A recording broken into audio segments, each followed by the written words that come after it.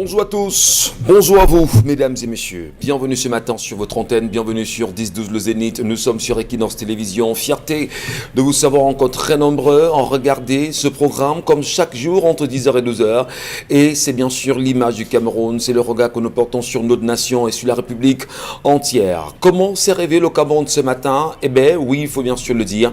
Le gouvernement camerounais, à travers une sortie mise en place par le ministre de la Communication, René Emmanuel Sadi, a fait savoir quelle était son intention à ramener les Camerounais vers une paix retrouvée, mais surtout vers un idéal commun, celui de donner la chance au président de la République, aujourd'hui en cours séjour privé en Europe, de pouvoir y séjourner véritablement et retourner paisiblement au Cameroun. Et des questions fusent de part et d'autre, en moment même où la brigade anti-sardinard, une association bien connue au niveau de l'Europe, est décidée, déterminée à aller en découdre demain avec le chef de l'État, bien sûr logé, disent-ils, au sein de l'hôtel intercontinental à Genève. Quels sont les moments les plus chauds qui semblent, au moment où nous parlons, tenir la République?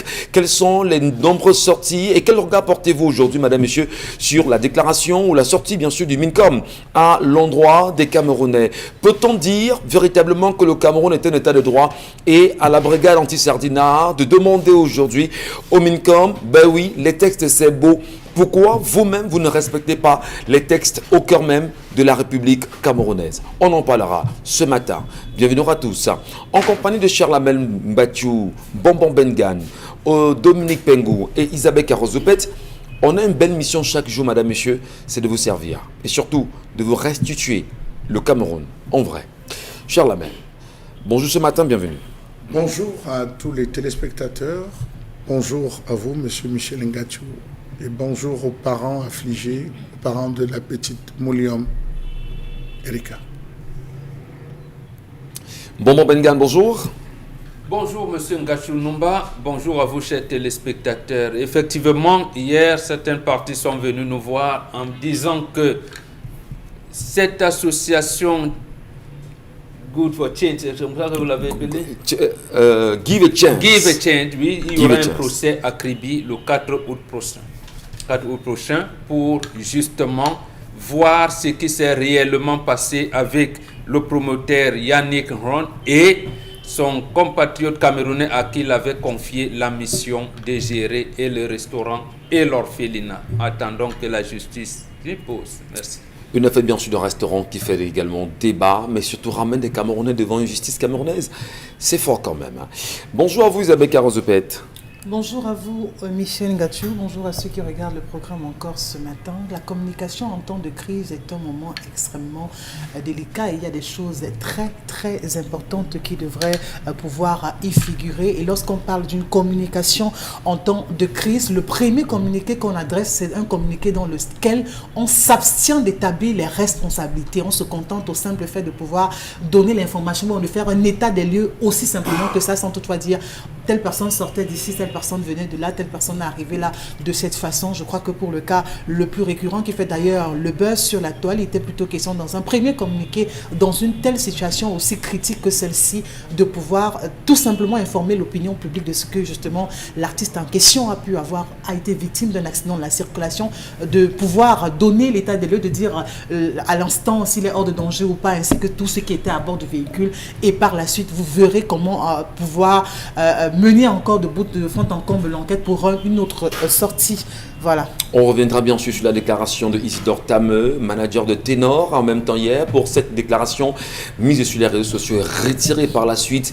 Et bien là, une attitude qui a rejeté bien sûr de l'huile sur le feu. Qu'est-ce qui se passe? Des interrogations ce matin, on en parlera. Dominique Pengou, bonjour. Bonjour Michel, bonjour ce matin. 2 mois après la nouvelle réforme de la nouvelle procédure d'obtention de passeport biométrique au Cameroun, c'est incroyable comment les Camerounais peuvent être assez rapides au point d'aller pirater le site de pré-enrôlement qui est destiné à l'enregistrement des données pour les passeports. Ce matin, j'ai envie de poser la question, est-ce qu'avant de créer ce site, on a pu mettre sur place les mesures de sécurité numérique? Est-ce que cela a été à la hauteur pour 2 mois après, on se retrouve en train d'être piraté ce matin? matin, c'est très dangereux parce que les vies et non seulement les agents seront détournés à travers ce piratage. Est-ce que le Cameroun, bien sûr, est update? Est-ce que la DGSN est vraiment dans une option de sécurité? Le site n'a pas été piraté, mais on a créé des sites parallèles pour tromper la vigilance des Camerounais. Très bien. Maintenant, au DGSN de faire cette communication pour pouvoir restituer les nombreuses orientations aux Camerounais pour qu'on ne soit pas largué par la suite. Bienvenue à tous, madame, monsieur. Allez également vous abonner sur la page Equinox TV. Chaque matin, on vous le dit. Pour ceux qui ne l'ont pas encore fait, allez nous regarder en live aussi là-bas pour ceux qui peuvent parce que les commentaires vont bon train de ce côté. N'oubliez pas, réagissez aux sujets qui seront évoqués ici. Isabelle Carole Zopet, tout à l'heure, vous lira fièrement. L'histoire de ce matin, Dominique Pengou. L'histoire de ce matin nous plonge dans la vie de Célestin qui a un moment assez critique, un moment assez désagréable parce que Célestin est un homme marié avec 2 enfants et aujourd'hui il fait face à une situation assez, comment il va appeler ça, assez odieuse parce que il y a de cela quelques jours, encore quelques semaines par là, il a remarqué que sa tendre épouse présentait des mines d'une personne pas vraiment en santé et naturellement comme un bon époux il a envoyé cette dernière à l'hôpital après plusieurs consultations, plusieurs prises en charge. Il s'est toujours rendu compte que la situation allait de mal en pire, la situation sanitaire de sa femme se dégradait et donc Célestin a décidé la semaine dernière d'accompagner cette dernière lui-même à l'hôpital pour en savoir davantage, sauf que lors des consultations et des prises en charge avec le médecin, c'est où il se rend compte, en fait il est informé du fait que son épouse s'est fait avorté dans un hôpital fortuit et s'est rendue justement dans ce centre pour pouvoir voir si elle peut comme ça rattraper la situation puisque l'avortement n'a pas été totalement, ne s'est pas bien déroulé et elle a eu des séquelles qui lui font perdre constamment du sang et lui donnent la mine assez pâle. Ce matin donc, Célestin pose le problème à savoir, est-ce qu'une épouse qui vous cache déjà qu'elle a contracté une grossesse après 2 grossesses puisqu'ils ont déjà 2 enfants, se fait avorter sans votre autorisation et c'est arrivé à l'hôpital après plusieurs tentatives et enquêtes que vous vous rendez compte de la fameuse vérité? Est-ce que cela peut être toléré de la part déjà d'un époux? De 2, est-ce que la situation des IVG au Cameroun peut être de façon normale comme ça acceptée? Et de 3, Célestin pose le problème à savoir qu'est-ce qu'il y a lieu de faire parce que depuis l'annonce de cette nouvelle, il n'a pas encore parlé, il n'a pas encore mis carte sur table avec son épouse et elle lui a sorti la fameuse raison pour laquelle le couple vit actuellement une conjoncture économique. Alors elle ne pourrait se tolérer de contracter une 3e grossesse et pourtant les 2 autres les malmènent déjà assez. Voilà. Et c'est bien sûr l'histoire de ce matin. Ouais. Et Dominique Pengou nous l'a rendu. Chacun ira de son commentaire, mais surtout de son analyse et son conseil surtout. C'est très important qu'on en sorte avec de très bons conseils. Je recommence encore par vous. Isabelle Carole Zopet ce matin. Comprenons l'histoire. Comprenons bien sûr les enjeux, mais surtout comprenons la réaction de cette femme et le comportement de l'homme. Quelle analyse vous en faites-vous? Michel. Oui, c'est moi. Bonjour. Nous vous écoutons. Alors, ce que je dis a priori, c'est que, voilà, interrompre volontairement une grossesse, c'est proscrit. Ça, il faut que toutes les femmes le sachent parce que j'ai l'impression qu'il y en a qui ne le savent pas encore. C'est proscrit, donc il ne faut pas le faire. Et au-delà de la loi qui l'interdit, il faut soi-même savoir que, justement, faire preuve un peu de moralité, savoir qu'il ne faut pas ôter la vie, justement, à un être humain, pire encore à cette personne inoffensive qui n'a pas demandé à être dans votre sein, parce qu'être enceinte, c'est plutôt une grâce. Mais maintenant, parlons de ce couple, encore de ce que j'ai écouté de cette histoire. Je pense tout simplement qu'on est dans un couple où il y a peut-être absence de communication ou encore absence de responsabilité de la part du monsieur. Je m'explique. Si une femme décide d'aller interrompre une grossesse sans le consentement de son mari, alors ça veut dire qu'on a en face une femme qui sait pertinemment, si elle dit chérie, écoute, peut-être, voilà, je suis en telle période, il faut faire attention et tout. Il ne tient pas compte de cela. Il se laisse aller et il ne prend aucune disposition, encore aucune mesure pour éviter qu'il y ait une éventuelle grossesse. Ça veut dire qu'il n'est pas responsable à ce niveau. Alors, maintenant que les faits arrivent et tout, on peut peut-être comprendre la prestation de la dame à dire, ok, d'accord, je m'en vais, très vite justement interrompre cette grossesse parce que je ne veux pas tenir. Dans la maison déjà, les 2 qui sont là n'arrivent même pas à manger. Ce 3e qui arrive, vraiment que fera-t-on de lui? Comment est-ce qu'on pourra gérer? C'est tellement compliqué et tout. Et elle s'est dit, ok d'accord, autant mieux d'abord aller évacuer cette grossesse pour essayer de voir la suite. Malheureusement, ça a très mal tourné parce qu'elle ne s'est pas peut-être rendue dans une formation sanitaire agréée et tout ce qui va avec. Mais je pense pour le monsieur il est question pour lui de pouvoir établir une réelle communication avec cette dame, de pouvoir comprendre cela. Et quand dans un couple ça ne va pas, c'est l'homme qui devrait être le premier à dire chérie, écoute, on a 2 enfants, ils peinent même déjà à manger le matin ou encore ils peinent déjà à être élevés en bonne et due forme. Allons faire un planning familial. C'est à l'homme de pouvoir également donner le temps ou encore pouvoir mettre de telles stratégies en place ou alors de pouvoir suivre la dame. Parce que si elle n'a pas commencé à faire un planning sans informer le monsieur, demain on dira qu'elle a vite fait de pouvoir se mettre à l'abri d'une éventuelle grossesse sans toutefois informer son partenaire. Aujourd'hui, elle se retrouve en train de pouvoir d'interrompre une grossesse. On est dans un couple où on ne contrôle rien, où on se laisse aller aussi simplement. Alors, est-ce que c'est pas trop tôt, c'est pas trop vite fait d'accuser l'homme? La femme également n'a-t-elle pas de responsabilité, Isabelle Carozepet? La femme a des responsabilités. La femme a des responsabilités parce que si vous ne voulez pas être enceinte, n'allez pas chercher un bébé. C'est clair. Oui, parce qu'au départ... N'allez pas chercher un bébé si vous ne voulez pas être enceinte. Si vous estimez que les 2, ok, d'accord, ça suffit, je ne veux plus un 3e et tout. C'est pour ça que je dis, il faut interroger peut-être mieux les 2 pour comprendre. Ça veut dire que la dame a sûrement dit au monsieur, on est déjà à 2 enfants, attention, et puis de lui de dire, ok, d'accord, on fera attendre. Mais justement, quand il vient pour se servir et que vous lui dites, chérie, écoute, vraiment, je suis au feu rouge, ou alors vraiment, fais attention et tout, il ne tient pas compte de cela, malheureusement. Il vient se servir. Il se sert à tout prix, à tous les prix, il ne tient pas compte de ce que... Voilà, on est dans une période où le repas sera tellement épicé et tout. Est-ce que dire quand même que au moment où il vient se servir, vous servez tous les 2 quand même, non? On se sert tous les 2, mais vous dites au chéri, écoute, vraiment cette période, voici ce qui nous attend. Alors, qu'est-ce qui vous contraint à valider? Qu'est-ce qui vous oblige à valider? Non, mais Michel Ngatou, quand vous me posez une telle question, on parle du parlementarisme, vraiment, je tombe quand même des nues. Vous êtes un homme et on connaît très bien comment... Vraiment, un homme qui a cet appétit sexuel, on sait toute la furie qu'il y a derrière. Quand je parle, il y a Emos qui sourit, il sait très bien. On sait tous la furie qu'il y a derrière quand un homme, justement, a cet appétit. Non. Sur les innocents. Isabelle Carozepet, sacrée Isabelle. On vous a suivi ce matin. Eh bien, Bonbon Bengan, c'est une histoire quand même particulière. Qu'est-ce que vous vous en dites ce matin? Comment peut-on choisir en tant qu'épouse, en tant que femme, d'aller faire une IVG sans requérir l'accord de son mari? Est-ce que ce n'est pas de nature à amener l'homme à douter même sur les enfants que vous avez? Oui, tout à fait. Mais d'abord, c'est un motif d'un conseil de famille qui peut aboutir au divorce. Ou alors, bon, comme nous, on ne divorce pas, oui, il y a une deuxième épouse. Ça veut dire que celle-là, elle n'est plus à l'aise là où elle est. Est-ce que l'enfant lui appartient? Nous avons l'habitude de dire aux femmes, vous êtes venus avec les enfants. D'accord. C'est nous qui mettons les enfants dans le ventre des femmes.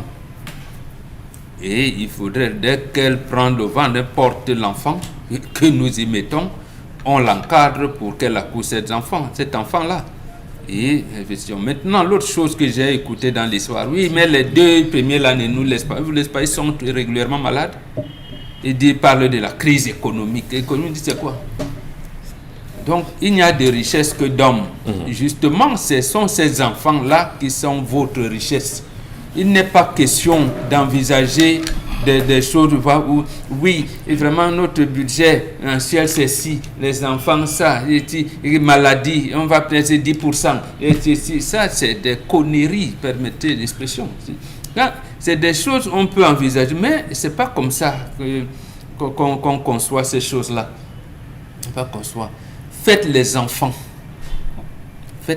surtout sont mariés. Ils sont mariés, donc il n'y a plus de notion de parenté irresponsable ici. Encore que les 2 parlent de crise. Crise de quoi? Bon, quand ils parlent de crise, ça veut dire qu'ils auraient dû nous donner les raisons. Et en plus, à 2, on est en location, on ne peut plus payer, on a perdu l'emploi, on a. Mais quand il dit crise économique, tu vas, qu'on n'arrive pas à supporter. Qui a décidé? Et la femme a décidé seule? Est-ce que c'est une raison suffisante quand même, parler des crises? C'est pas suffisant. Et tout de suite, on se dit, bon d'accord, faire un troisième enfant peut nous être... on va dire... La femme, du moins, monsieur aurait pu dire, parce que, bon, à moins qu'on nous ait caché des pans de l'histoire, en disant, oui, madame ne voulait pas de troisième enfant, en attendant que les autres, ou alors qu'on puisse avoir... Ici, c'est que monsieur s'occupe bien de sa femme. Et sa femme se fait avorter sans le consentement, sans même que monsieur soit au courant. Était même-il au courant qu'elle était enceinte? Il n'était pas au courant. Il n'était pas au courant que sa femme était enceinte. Comment vous, une femme mariée, vous pouvez développer ce type de comportement étant en couple? Ça comporte les soupçons. Et justement, l'étape de soupçon, c'est la deuxième étape dans la vie d'un couple. Il y a d'abord la première période d'acclimatation, de connaissance, vraiment, voilà. Il y a période de soupçon. Et c'est la période de soupçon, en fait, qui peut briser les couples si on ne sait pas gérer les contradictions qui traversent le couple, qui traversent la vie. Notamment l'argent, peut-être qu'on n'en a plus assez, et faut-il continuer à concevoir, faut-il aller en location, rester en location ou construire, ainsi de suite. Bon, mais si tu es rentré à quelle heure? Madame, bon, quand tu vas là, à 20h, tu dois... Bon, c'est ça la période de soupçon, et c'est une période très sensible, et madame s'amuse en développant les termes. Bon, j'allais parler d'un assassin, mais bon, la première, je n'utiliserai pas, mais des termes de cachotterie jusqu'à éliminer la vie de leur enfant. Donc, comment? Donc, le soupçon, d'abord, c'est là. Madame, est-ce que c'est même mon enfant? Est-ce que tu me trompes? Est-ce que les deux que nous avons sont même... Vous lancez dans des interrogations terribles au point où, parce que vous avez tenu à la santé de votre femme, que le médecin vous dévoile que, mon monsieur, comme il n'y a pas de secret médical dans la vie de couple, mais votre femme, je lui ai dit, elle est en train d'avorter, c'est pourquoi, voilà. Parfait. Donc, c'est pas bien. On va bien sûr le dire d'entre du jeu quand même. Vous aviez souligné que ça peut aller jusqu'à un cancer des familles, ça peut amener un cancer des familles au point même d'aboutir à un divorce. C'est ce que vous avez très bien dit, Mohamed Gan. On l'a suivi. Et cher Lamel, il y a, on va dire, dans les réalités sociologiques et africaines, bantou aussi, à laquelle vous faites référence en permanence sur ce plateau, il y a des propos qui sont tels que chaque enfant vient avec sa part. C'est-à-dire, on peut avoir 2 enfants, et puis on passe un moment extrêmement difficile, et le troisième qui arrive est celui justement qui vient de décanter tous les malheurs que traversait la famille. Est-ce qu'on peut dire justement que cette femme, peut-être, en allant commettre une IVG, devient encore le problème même fondamental à sa famille? Quel commentaire vous en faites-vous? Monsieur Michel Ngachou, je ne vais pas sortir de l'histoire. On peut se retrouver là dans une sorte de diptyque. C'est-à-dire, on peut voir ça sur 2 facettes. Vous savez, il y a des hommes, monsieur Michel Ngachou, dont le rôle, ce n'est que féconder la femme. Une fois qu'il a fécondé sa femme, rien ne lui dit plus. Il s'en fout des enfants. Il s'en fout de l'avenir des enfants. Même l'école, il ne paye pas. Mais c'est un cheval, permettez-moi, un étalon de première catégorie. C'est-à-dire matin, midi, soir, il fatigue son épouse. Mais lorsque les responsabilités sont là, il n'est plus là. On le voit dans des quartiers. Vous arrivez chez quelqu'un, il a 4, 5, 6 enfants. Il est incapable, les enfants portent des tenues, des vêtements et tout. Mais des haillons, monsieur Michel Ngachou, vous vous demandez, mais et il est au bar, il vit. Si vous avez ce genre de monsieur, c'est-à-dire qu'à un niveau, il a rompu littéralement la chaîne en termes de communication. Donc la femme n'est pour lui qu'un objet sexuel. Si vous avez des hommes qui ne rationnent plus dans des foyers, c'est-à-dire le gars, les enfants sont là le matin, pour 2 enfants, il est 100 francs. 2 enfants de 3 ans, il est 100 francs. Que prenez ça, vous achetez le billet. Donc chaque enfant a 50. 50. À midi, il ne cherche pas à savoir qu'est-ce que la femme va manger. Il s'en fout, monsieur Michel Ngachou. Face à ce genre d'homme, une femme abandonnée, délaissée par tous, elle n'a pas de choix.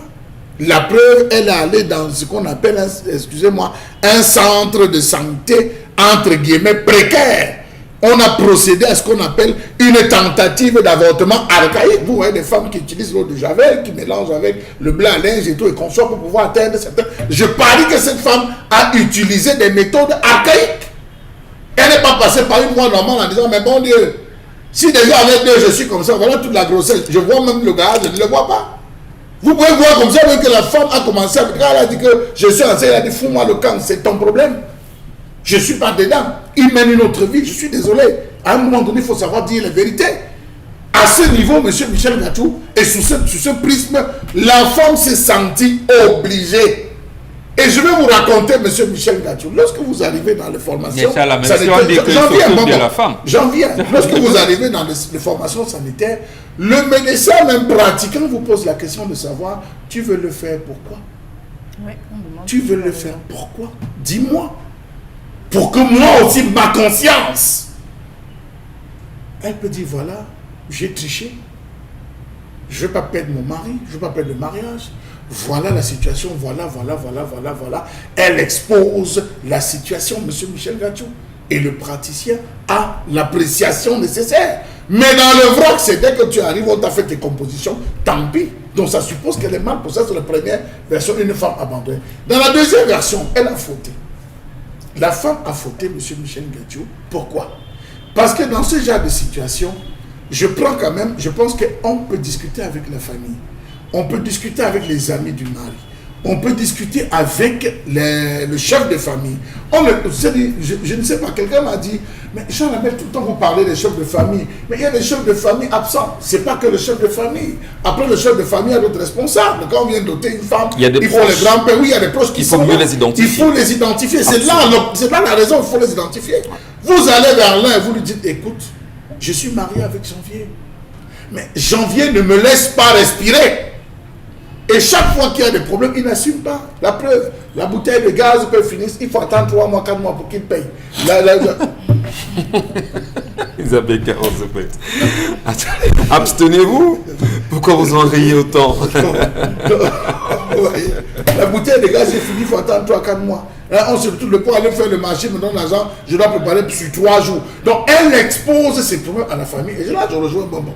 Elle expose les problèmes à sa famille en disant, à la famille de monsieur, voici. Vraiment, je ne suis pas prêt. Je suis prêt à poser tel acte. Comment on sortit aujourd'hui, monsieur Mathieu? Non, il soigne. Il soigne et il prend conscience. Quelles sont les chances pour elle d'avoir d'autres enfants? Parce que là aussi, on peut se dire qu'il peut y avoir des conséquences. Monsieur Michel Ngatsou, je vais vous dire, je vais pas être praticien, mais dans le cadre d'une colère où j'avais exprimé monsieur Michel Ngatsou, quand c'est bien fait et c'est fait dans les normes, il n'y a pas de problème. Mais si elle a utilisé des voies, d'autres se pugent avec le verre, vous le savez. Il y a des filles qui se pugent avec le verre.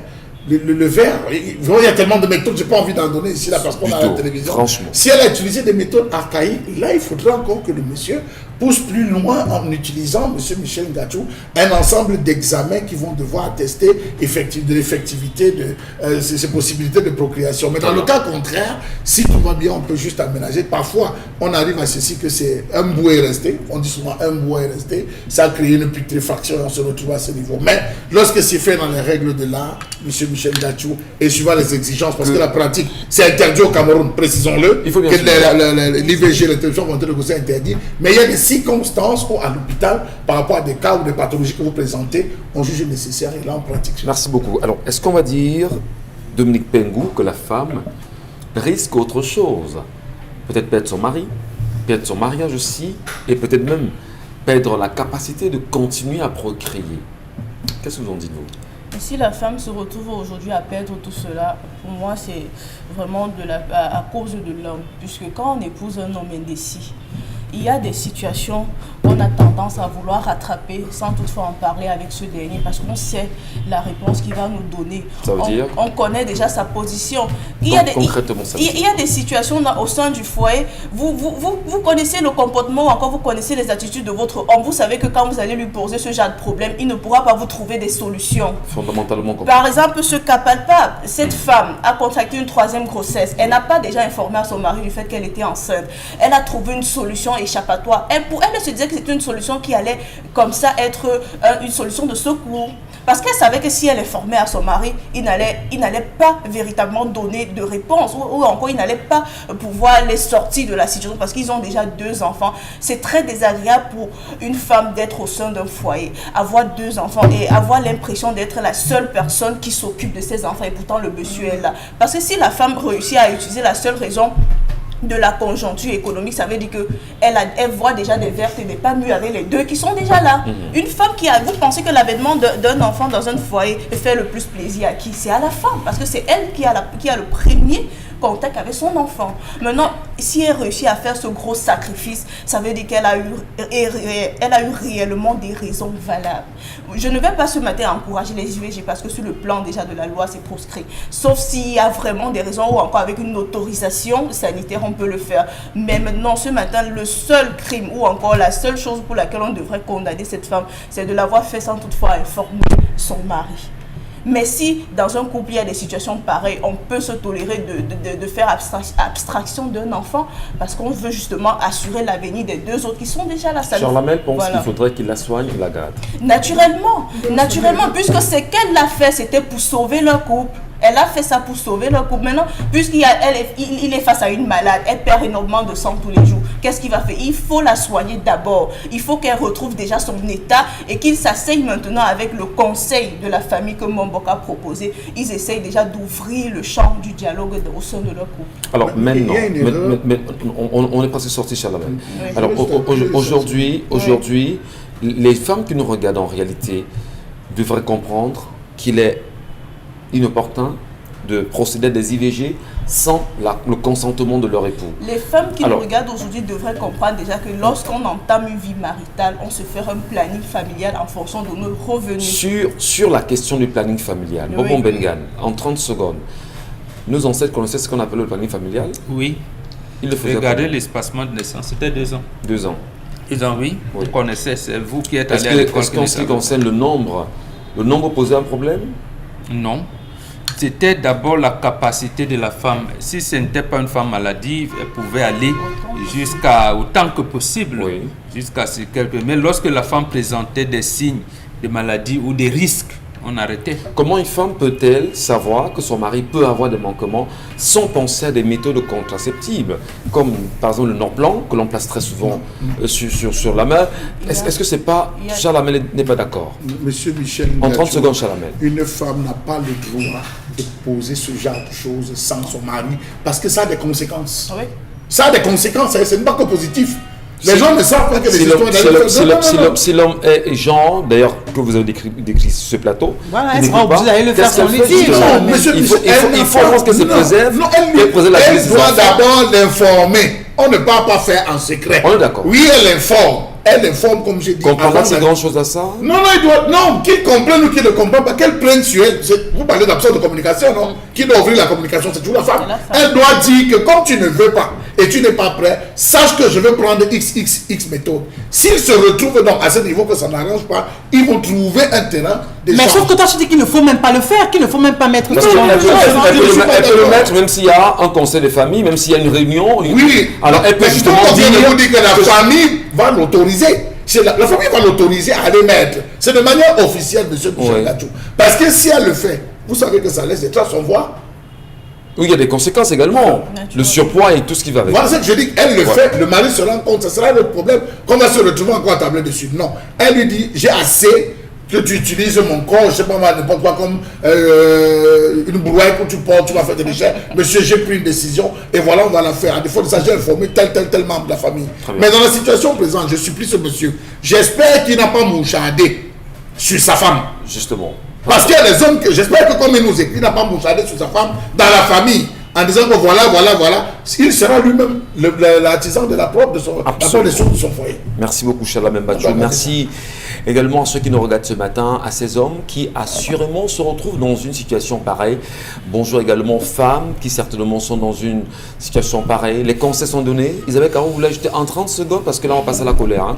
Qu'est-ce que vous voulez dire en 30 secondes rapidement? Non, je pense tout simplement qu'il faut toujours communiquer que c'est la bonne voie. Absolument. Parce que vraiment décider, prendre sur soi. Encore qu'elle allait au quartier, je ne sais pas où elle allait.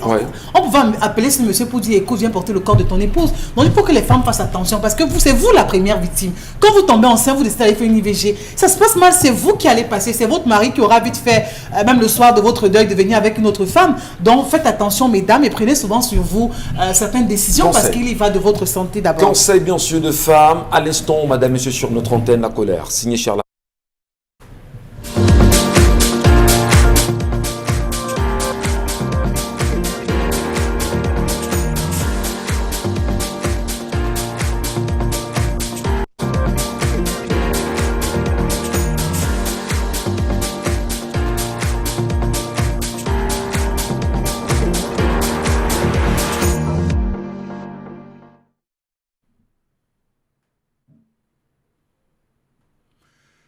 Je m'interroge ce jour sur la question de l'importation et la hausse du prix du fer dans ce pays.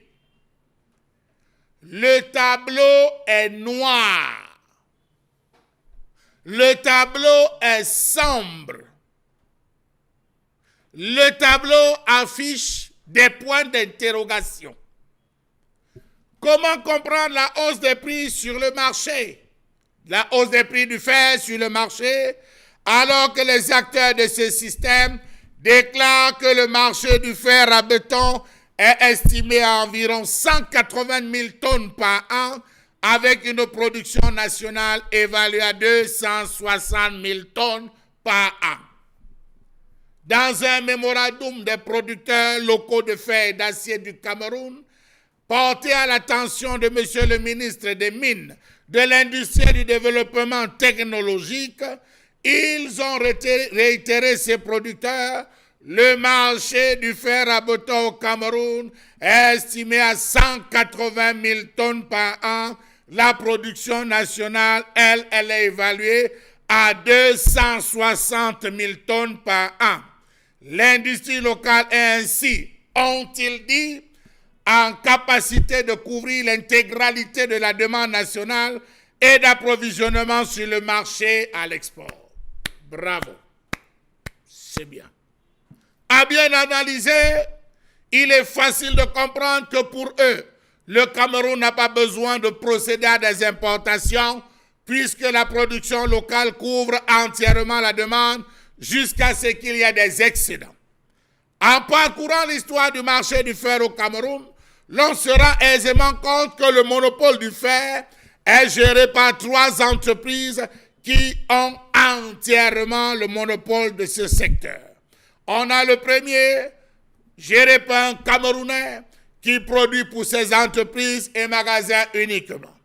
On a 2 autres, des étrangers, qui font dans la production tous azimuts, censés fournir le fer à tous les grossistes existants sur le marché, afin que ces derniers puissent à leur tour satisfaire les petits détaillants, les fabricants. Vous commandez aujourd'hui, on se retrouve donc à voir que le marché a une autre réalité des faits lorsque les producteurs locaux de fer nous disent qu'il y a un excédent, on est à 260 000 tonnes alors que la consommation à 180 000 tonnes. Comment comprendre cette contradiction criarde qui existe dans la réalité des faits? Vous commandez 300 tonnes aujourd'hui, on vous livre 100. Vous commandez 100 tonnes, on vous livre 25. Pourtant, les producteurs locaux de fer et d'acier du Cameroun ont écrit au ministre en disant « Monsieur le ministre, nous avons 260 000 tonnes l'an et 180 000 qu'on consomme sur le terrain. » Comment donc comprendre qu'on se retrouve à cette rareté, à cette difficulté d'accès à la marchandise auprès des fabricants? Comment comprendre, enquête effectuée à la clé, que certaines entreprises dans ce groupe de 3 importent certains types de fer, faisant croire qu'ils les fabriquent sur place? Est-ce que le MINMIT est au courant que les fabricants de fer qui prétendent tout fabriquer sur place se cachent derrière l'ensemble des avantages et des exonérations pour commander, importer le fer avec tous les avantages que cela implique à l'extérieur du pays? Histoire étrange, on se rappelle de la chloroquine du ministère de la Recherche scientifique. Voilà des gens qui font croire au ministre du Commerce qu'il fabrique certains types de fer au Cameroun, alors que ces messieurs les importent avec tout ce que cela représente comme avantage et exonération. Comment donc comprendre cette mafia qui semble être entretenue par certains hauts commis de l'État dans ce pays à travers l'utilisation monopole? A-t-on droit de parler de monopole dans un pays où on est axé vers la libéralisation? Question. On empêche l'importation de fer parce que, dit-on, les produits sur la place, alors que les fabricants se retrouvent à porter la croix, alors que les petits détaillants, autant pour moi, portent la croix. On empêche l'importation de fer parce qu'on dit avoir des produits sur place, alors que les fabricants menteurs importent en sourdine les dits fers et les commercialisent à des prix terribles. Comment nous comprendre la rareté du fer sur le marché alors qu'on est censé avoir un gap de 80 000 tonnes? C'est très simple. Vous faites 260 000 tonnes produits par an, moins 180 000 tonnes utilisées. On a 80 000 tonnes qui sont censées nager. N'ayons donc pas peur de dire que soit les 260 000 tonnes déclarées sont faux et archi faux et qu'on a trompé le ministre, soit il y a une sorte de gestion de monopole qui pénalise les grossistes au profit de qui on ne sait, mieux encore pour les réseaux, va-t-on dire, obscurs, dans les pays voisins.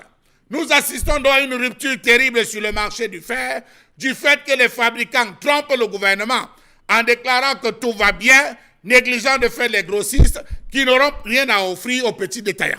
Résultat, on assistera donc à une terrible spéculation et inflation sur le marché. N'ayons pas peur de dire aux membres du gouvernement qu'il faudrait qu'ils essayent de jeter un regard sur cette affaire du monopole imposé et entretenu par les fabricants de fer dans ce pays. D'ailleurs, dites-moi, est-il encore normal de parler de monopole dans un pays résolument tourné vers le principe de libéralisation? Comment comprendre, monsieur le ministre du Commerce, que le coût du fer fabriqué au Cameroun, localement, soit plus exorbitant que le fer importé? Le prix du fer a pris des proportions incroyables et inexplicables. Le fer dit de 6 est passé de 1200 à 1750. Le fer de 8 de 2700 à 3200. Le fer de 10 de 3800 à 4500. Le fer de 12 se vend désormais à 6500 au lieu de 4500. Pourtant, la filière métallurgie-sidérurgie se dit porteuse de promesses. Comment peut-on penser le développement d'un pays lorsque les BTP sont en arrêt pour la plupart à cause du prix des matériaux, notamment le fer? Toutes les questions, bien sûr, sont posées à l'instant. Charles Amembatou, dans une colère exprimée. On regardera certainement les entreprises qui sont investies aujourd'hui dans le BTP. On regardera les ingénieurs qui, au quotidien, sont confrontés à ces situations. On regardera aussi les détaillants qui tentent tant bien que mal d'avoir le fer qu'ils vont mettre à disposition des consommateurs. Mais surtout, nous regardons le ministère du Commerce aujourd'hui et qui est supposé réguler absolument les prix du fer sur le marché local. Comment peut-on comprendre les nombreuses transactions qui existent aujourd'hui sur le marché entre les grossistes, les détaillants et surtout, on dira même les plus petits détaillants aujourd'hui? Parce que, dit-on, même dans les chantiers, on parvient également à acheter des fers et à les revendre au sein même des chantiers. Ça se dit énormément. Donc, le Cameroun est une curiosité planétaire et il faut absolument qu'on comprenne ce qui se passe. Maintenant, le prix du fer, Maman Bengan, je voudrais déjà rappeler simplement qu'en ce moment, on s'en souvient qu'il y a une entreprise australienne qui vient de gagner un procès lui donnant de réexploiter le fer dans la zone de Mbalam, même si on va justement dire que Mbalam, que l'exploitation va jusqu'au niveau du Congo avec la zone baptisée Nabela. Est-ce qu'on va dire que le Cameroun vraiment aujourd'hui devrait souffrir de la question du fer au point d'avoir une flambée de prix sur le marché qui ne respecte aucune réalité liée aux différentes homologations? Non, le Camerounais ne devrait pas en souffrir. Moi, lui parler de fer, je vais vous prendre un élément de fer pour justifier qu'il ne devrait pas en souffrir. Oui. Nous, à notre époque, comme j'ai grandi au village, on avait les machettes qu'on aimait appeler matendal. Il y a 202. Voilà, matendal. Aujourd'hui, regardez les machettes qu'on utilise, c'est les tôles. C'est des tôles. Vous ne pouvez même pas faire le tapis sur le gazon avec les machettes, ça se plie. Or, avec la matière matendale, nous, avec ça qu'on nous apprenait à abattre les arbres, lorsqu'on défrichait les champs au village, il y avait les irocos, des trucs, parce qu'il fallait procéder à l'agriculture sur brûlis qu'on faisait souvent. Après avoir défriché, vous abattez des grands arbres avec les machettes, les matendales. Aujourd'hui, ces entreprises-là, les aciéries, ils ont fermé. L'État a liquidé, littéralement. Au lieu donc de mettre, j'allais dire, de promouvoir une saine concurrence, c'est-à-dire que, comme l'État a fermé ses propres entreprises, laisser l'exploitation du fer de manière à ce qu'on puisse avoir des produits dérivés du fer, notamment le fer à béton. C'est de ça que Charles Hamel voudrait parler. Le fer à béton pour sécuriser nos constructions, les machettes, les houes, les brouettes, tout ce qu'on veut appeler.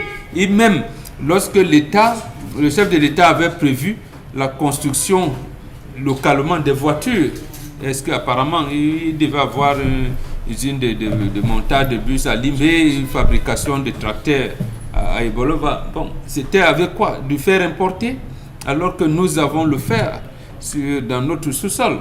Voilà des orientations qui m'ont, moi, amené à comprendre pourquoi on a tué le lait local.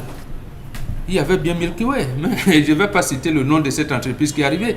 Mais le gouvernement a favorisé l'implantation sur place d'une usine qui est venue tuer l'industrie locale, Milky Way notamment et d'autres.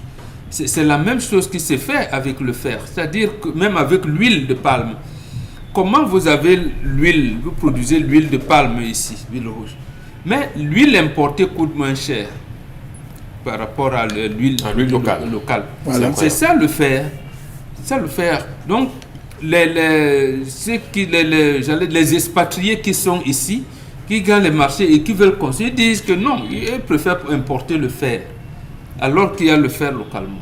Et c'est le même président de la République qui nous a dit que les autres pays procèdent par la protection de leur espace économique, ce qui aboutit même à, comment l'appeler ça, il avait utilisé un terme, protectionnisme. Mais pourquoi lui, il ne peut donc pas protéger l'industrie locale? D'exiger par exemple que toute construction, il faut au moins 70% de fer local.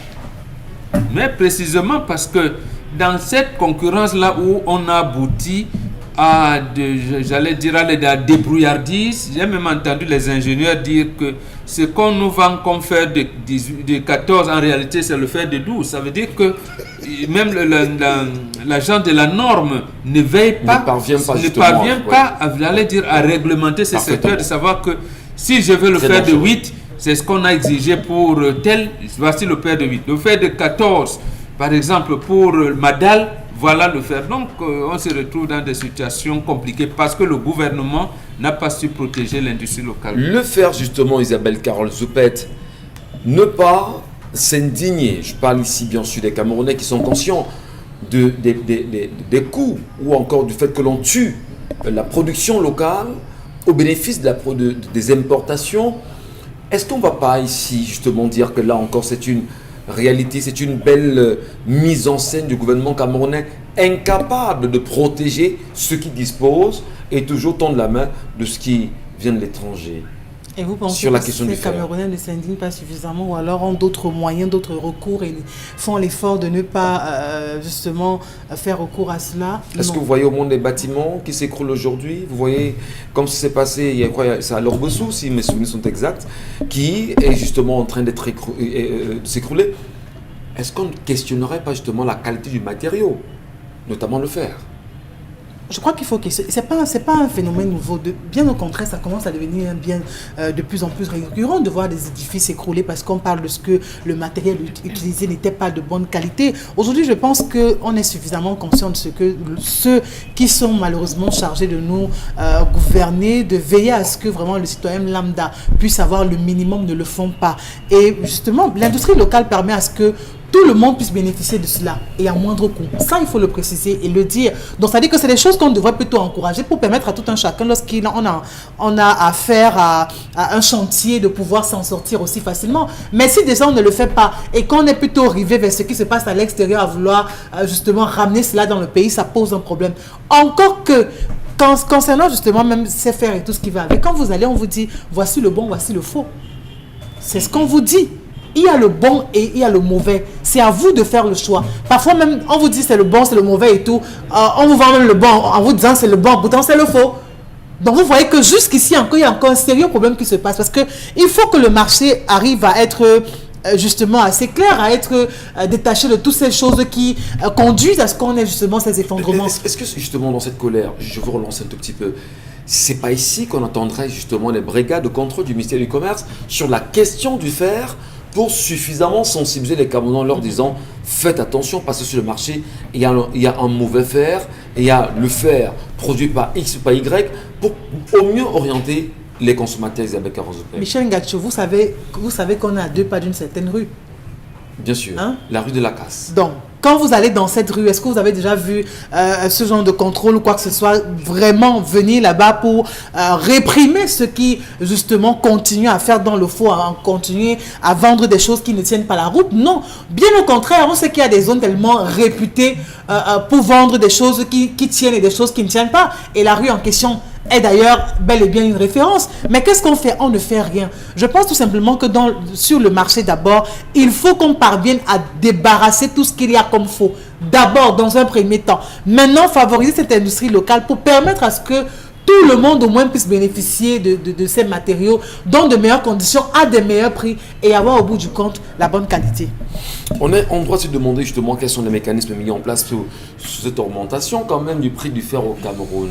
Dominique Pengou, progressivement, ça change chaque jour. Mbombouk a mentionné même le fait que la qualité du fer soit réduite.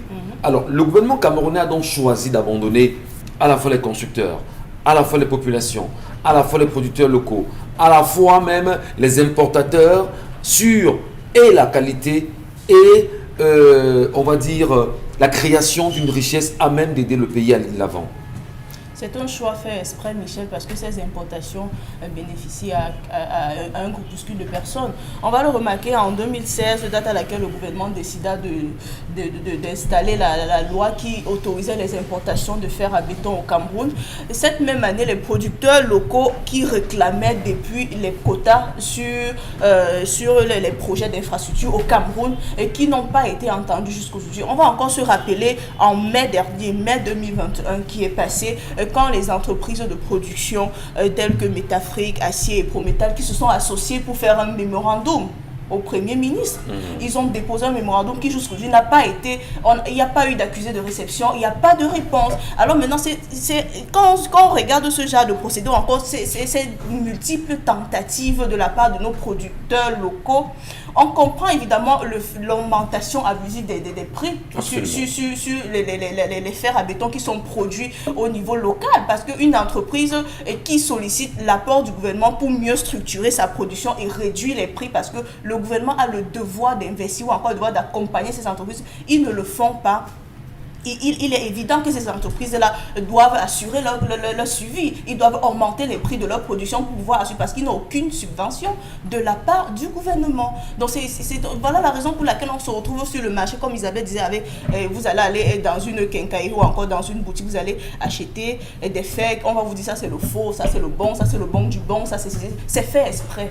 Donc, le gouvernement a donc laissé le marché à la merci, on va dire, du faux, de la contrefaçon, des produits issus de la contrebande. Voilà, ils ont été incapables d'accompagner, ils ont été incapables de répondre aux nombreuses sollicitations de ces entreprises locales. Et donc, ils ont tout simplement opté comme solution le libre arbitre. C'est un sujet assez passionnant, madame, messieurs. Et ce matin encore, on en parle tout en regardant, on va dire, les importateurs locaux aujourd'hui. Qu'est-ce qui peut justifier véritablement que vous ayez choisi de faire entrer du fer au Cameroun issu de la contrebande ou encore de très mauvaise qualité? Comment aujourd'hui encadrer les Camerounais à pouvoir s'approprier d'un fer de qualité, mais surtout interpeller la Nord qui devrait justifier de la qualité ou de la typologie des fers qui existent sur le marché et interpeller le ministre du Commerce, Luc Magloire Tangana, à lui demander, monsieur le ministre, êtes-vous conscient des nombreuses pratiques sur le marché en ce qui concerne le fer au Cameroun? La question de l'importation et la hausse des prix nous interpelle ce matin.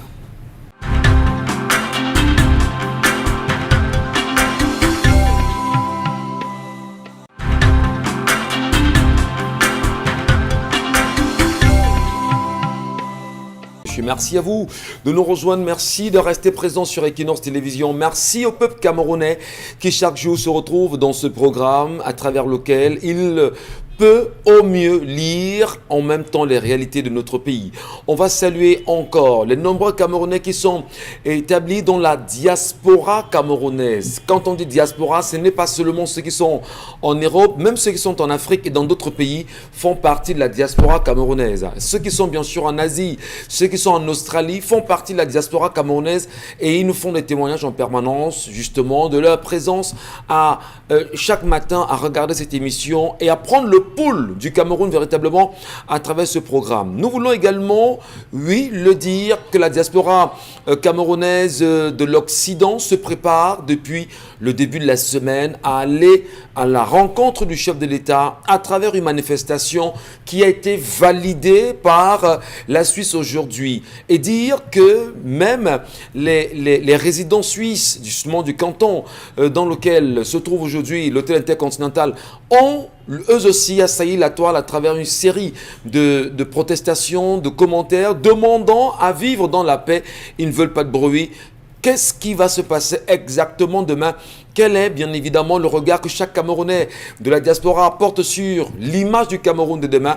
Pourquoi le chef de l'État ne parvient-il pas lui-même à faire une sortie où il pourrait calmer ne serait-ce que les Camerounais de la diaspora? On a entendu hier le ministre de la Communication, on a également lu très tôt ce matin le porte-parole du Rassemblement démocratique du peuple camerounais, du moins le secrétaire chargé de la communication, le professeur Georges Famundongo, mais surtout, comment comprendre le silence du chef de l'État lui-même, qui est le premier citoyen, le garant des institutions au moment où nous parlons? On en parlera dans un moment. Une question ce matin. Qui s'occupe exactement du bitumage de la route au niveau du carrefour des immeubles ici à Douala, au niveau de Koto? Il est inexplicable que l'on construise une route en saison pluvieuse. Si vous faites un tour en ce moment, vous vous rendez compte que la route livrée à 3 jours aujourd'hui connaît de graves soucis. On ne parvient pas à y circuler. Et on se dit à un moment donné, devrait-on se taire quand on sait que cette route a connu un budget et qu'il y a des entreprises qui y travaillent depuis des années aujourd'hui et qui n'a pas toujours été livrée au moment où on parle? Mesdames et messieurs, Doualais, allez-y faire un tour, touchez du doigt justement la route qui est en chantier au niveau du carrefour des immeubles. Et on le dit, 3 jours seulement de livraison. Dites-nous ce que vous constaterez. Allez, Charles Hamel, pour sortir de la question fondamentale portée sur l'augmentation bien sûr du prix du fer au Cameroun et l'importation, dites-vous, le doigt accusateur est porté sur le gouvernement. Que doit-il faire pour rééquilibrer les choses pour les Camerounais? Premièrement, supprimer ce qu'on appelle le monopole.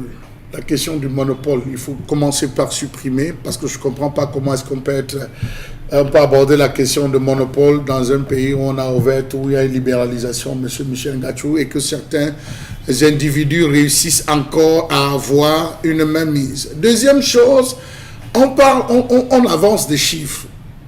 Expliquez-moi, M. Michel Ngatsou, quand vous dites que par an, on produit, les fabricants vous disent que par an, ils produisent 280 000 tonnes. Et que vous consommez, vous, 180 000 tonnes. Faites le ratio. Tout simplement. L'excédent, c'est de combien? 20 000. Alors, si on se retrouve avec cet excédent, non, 260 000 moins 180 000, on est dans les 80 000. Qu'on se retrouve, M. Michel Ngatsou, à avoir 80 000 en termes d'excédent et que sur le marché, il n'y a pas de fer et qu'on va le faire cher, ça veut dire qu'il y a un mensonge terrible qui sort dans l'air. Ça veut dire que les 260 000 avancées, c'est fort, M. Michel Ngatsou. Premier point. Deuxième point, ayons le courage quand même de dire que le gouvernement n'est jamais allé rencontrer les grossistes. On vous dit qu'il n'y a pas de fer, ça monte. Il faut, au lieu de se retourner vers les fabricants, aller voir les grossistes. Mais cette histoire, ça se passe comment? Les grossistes vont vous expliquer ce qu'ils vivent sur le marché, les réalités du terrain, et vous allez déceler le vrai du faux. Mais le gouvernement ne regarde et n'écoute que les fabricants. Pire, ceux qui disent fabriquer sont des importateurs. Et ils empêchent aux autres d'importer. Les importateurs, les fabricants, disent qu'ils fabriquent tout sur place, alors qu'il y a certains types de fer qu'ils importent. Ils commandent eux-mêmes à l'étranger, M. Michel Ngacho. Ils profitent des avantages, des exonérations, ils importent. Empêchant aux locaux, aux petits grossistes d'importer. Quand ils provoquent en créant cette rupture, M. Michel Ngacho, le grossiste va donner quoi au petit détaillant? Le petit détaillant va donner quoi au petit, à l'extrême, comme vous avez employé tout à l'heure, au plus petit détaillant.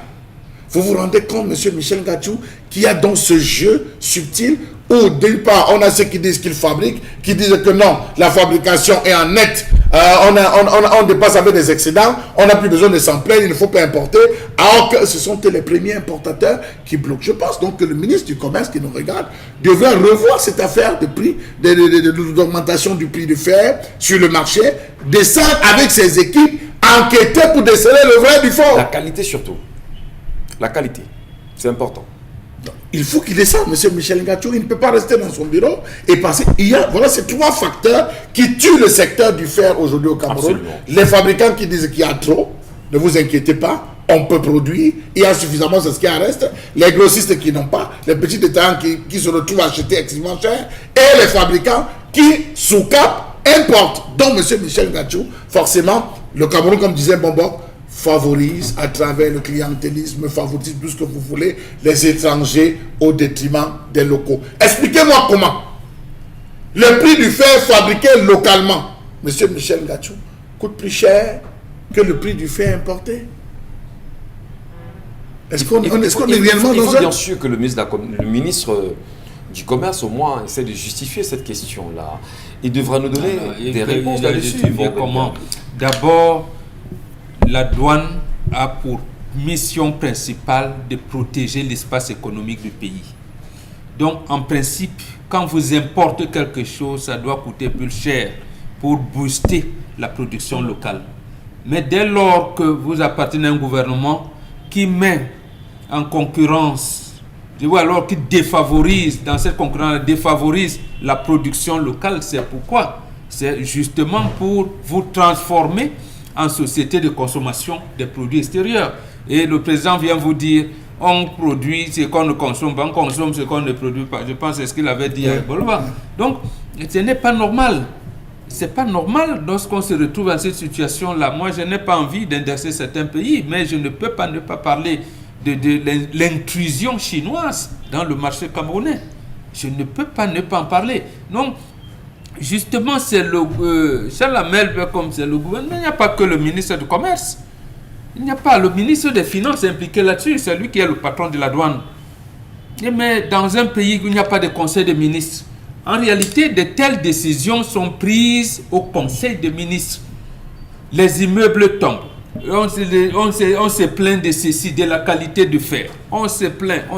Vous parlez d'immeubles qui tombent en Bengal. Oui, après on vous dit oui. Faire le trait d'union avec ce cas qu'on avait connu ici, pas très loin de Koulouloun, il y a quelques mois seulement. On a vu d'ailleurs un procureur descendre sur le terrain, a fait ce constat, demander de suite que l'on mette l'ingénieur aux arrêts.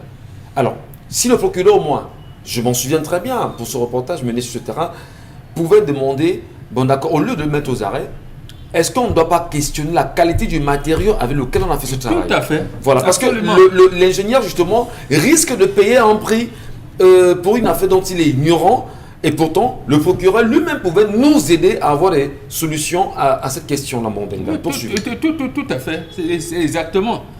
C'est bon, quand même, l'ingénieur, mais il n'y a pas que lui, il y a aussi la mairie de la ville. Absolument. Qui a laissé prospérer. Apparemment, on avait posé les scellés et après on a enlevé un petit de suite. Donc, le gouvernement on les interpelle, c'est vrai, c'est déjà la même puisque ça concerne le commerce, mais que le chef de l'État revienne commencer à tenir les conseils des ministres. Parce qu'en réalité, ces ministres ont chacun une porte d'entrée différente de l'autre, ce qu'on appelle la nébuleuse, la présidence de la République. Vous entrez par la gauche, on vous dit allez monsieur, allez faire. Vous entrez par la façade principale, on donne une autre décision. Vous entrez par la droite, c'est une autre décision qui vient. Après, les instructions qui viennent, quelqu'un vous dit une autre instruction. Donc, on est dans un pays où, en réalité, on pourrait dire qu'il n'y a pas de pilote à bord. Et je pense que Pierre Fambongayab s'était interrogé à l'époque, déjà en 1987, dans un livre qu'il a dit Cameroun qui gouverne.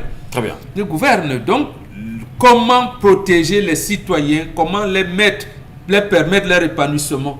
Même aujourd'hui, merci à vous, infiniment bon Bengan. Isabelle Carole Zopet, on va saluer humblement nos téléspectateurs qui chaque matin nous envoient des réactions à la fois sur la page Equinox TV, ils sont très nombreux d'ailleurs, qui sont en débat de ce côté, mais également ceux qui nous les laissent sur, via WhatsApp, via les SMS. J'arrive enfin.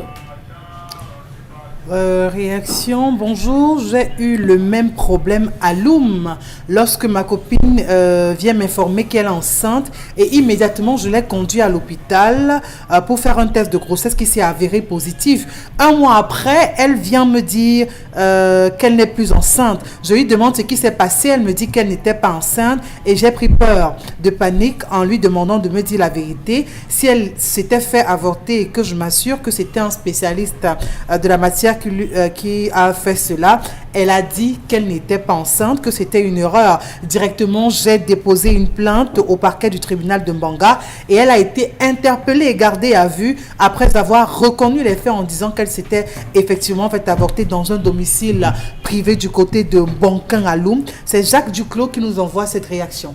Wow. C'est compliqué. Wow. C'est une bonne stratégie. Si vous sentez que ça ne va pas et quand vous êtes dupé, vous vous rendez directement à la justice, c'est ça? Et puis là, elle a tout avoué. C'est dur. Il faut saluer également les filles, beaucoup de courage. Commentez ça. Moi, justement, je me suis abstenu parce que... Non, si c'est que le gars avait dit que j'ai tout payé, elle n'allait pas aller. Mais là, elle ne parle pas, elle sourit.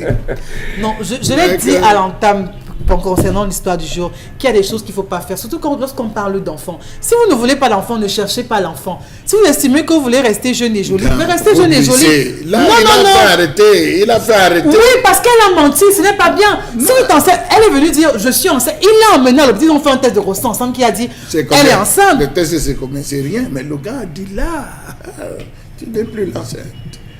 Voilà. Non, on poursuit. Bonjour les pédagogues du Zénith. Pour la colère de ce jour, comprenons d'abord la raison qui nous donne de dormir dans le noir. Et pourtant, le Cameroun exporte l'énergie électrique. Il y a les opérateurs économiques avec la complicité du gouvernement qui crée la pénurie en plusieurs produits, pour revendre très cher sur le regard impuissant des consommateurs camerounais. Le prix élevé du fer à béton n'est qu'un maillon sur la chaîne des souffrances des Camerounais. Alors cela est de la volonté manifeste de notre gouvernement. Vivant seulement Radolphe depuis Batier qui envoie la réaction. Je disais que la dame en question n'est pas de bonne foi. Elle aurait dû dire à son mari. Bonjour à vous, cette femme n'est pas catholique, elle prend les décisions seule, ce qui veut dire qu'elle a fait les choses hors couple. C'est Juvenal Kemta depuis Penka Michel. Bonjour le plateau, par rapport à l'histoire du jour, la femme ne doit pas prendre pour motif du fait que la maison ne donne pas pour aller commettre heureux pareil sans le consentement de son mari. Imaginons si elle trouvait la mort pendant ce temps. Les femmes réfléchissez un peu quand vous voulez commettre certains dégâts. C'est nécessaire. Nestor depuis Bafoussam qui signe la réaction. Bonjour le plateau, l'histoire du jour. Cet homme doit d'abord s'occuper des soins, par la suite convoquer un conseil de famille devant lequel il exposera les faits et on leur donnera des conseils adéquats. Par rapport à la colère, ce serait vraiment déplorable. Non seulement la qualité n'est pas comptable à celle des années 2000, mais le prix est très élevé. La mafia a rongé l'administration camerounaise de fond en comble. Ce problème concerne pas seulement le maître d'ouvrage, mais aussi le maître d'œuvre et l'entourage même du chantier. Les Camerounais doivent manifester leur mécontentement dans l'ensemble du pays. Élysée depuis Dobon. Je suis allé à Bafia, je suis allé en balade, monsieur Michel Ngachou. Vous avez des maisons de 1901, vous avez des maisons de 1912, 1920, jusqu'à aujourd'hui, avec les mêmes toitures. Ouais. Comment est-ce qu'on arrive que ces constructions anciennes tiennent davantage, même ici à Penja? Vous avez des maisons allemandes. Même les établissements scolaires. Oui, les établissements qui ont été construits à une certaine époque qui tiennent toujours. Souvenez-vous du lycée Leclerc. S'il n'y a pas un projet d'assassinat collectif, monsieur Michel Ngachou, comment est-ce qu'on arrive à ceci que tout ce que vous achetez aujourd'hui s'écroule, mais une maison qui s'écroule, il y a un mauvais fer. Absolument. C'est de mauvais fer, de mauvais poteaux. C'est des poteaux qui portent. Ça veut dire qu'on a coulé. Mais on va accuser l'ingénieur, accuser tous les jours, alors que le problème est connu. Mais si vous avez des fabricants que vous n'êtes pas capable de surveiller, vous avez des gens, des fabricants à qui vous laissez la latitude, mais on va arriver à ça. Absolument. Merci beaucoup, cher Lamine Bachou. Madame, Monsieur, dans un instant, on va poursuivre avec la revue des réseaux sociaux ce matin. Et d'ailleurs, en parlant de revue des réseaux sociaux, vraiment la toile est en ébullition depuis hier soir. Des Camerounais qui estiment qu'il y a de la distraction dans l'air et que personne ne devrait être distrait. Attention, on en reparlera. Mais avant, bon, Benga, vous avez fait votre entrée ce matin avec un sujet qui ne fait que nous interpeller depuis quelques semaines déjà. On parlait hier ici de l'attitude des Camerounais quant à la situation de Give a Chance dont on parlait tout à l'heure. Vous estimez quand même qu'un Camerounais a choisi à travers une affaire de restaurant mise en place pour pouvoir aider les orphelins, parce que c'est quand même important d'en parler, c'est une question humanitaire, c'est une question sociale, que M. Toby Horn, que M. Yannick Horn, venant de la Suisse, mette en place un restaurant et qu'il soit détourné par un individu et par un Camerounais. Qu'est-ce qu'on dit? Qu'est-ce qu'on fait? Est-ce que la justice peut dire le droit dans ce cas, Bombok? Il faudrait que la justice dise le droit. Et surtout, bon, je ne vais pas aider le juge à sanctionner, à l'orienter vers une partie ou une autre. Je pense qu'il y a des semaines, je n'étais pas sur ce plateau parce que j'étais à Yaoundé pour des problèmes de ce genre. Parce qu'il faudrait, premièrement, qu'on rétablisse la confiance entre nous qui sommes au pays et ceux de nos frères et sœurs qui sont à l'étranger. Absolument. Comment quelqu'un peut envoyer de l'argent pour la construction de sa maison et cet argent est détourné par ses frères et sœurs? Et on lui envoie des photos d'une autre maison alors qu'ils ont détourné son argent. On n'a pas acheté le terrain. On lui dit, quand il vient, quand les gens restent à la maison, il se rend compte que ses frères et sœurs ont bouffé l'argent. Au niveau de l'État central, j'ai une autre fille. Elle vient avec les Allemands pour prendre le sud de la Sélucam. À la présidente de la République, on dit, oui, je veux même ma part dedans, c'est combien? Les gens peuvent vous citer comme ça.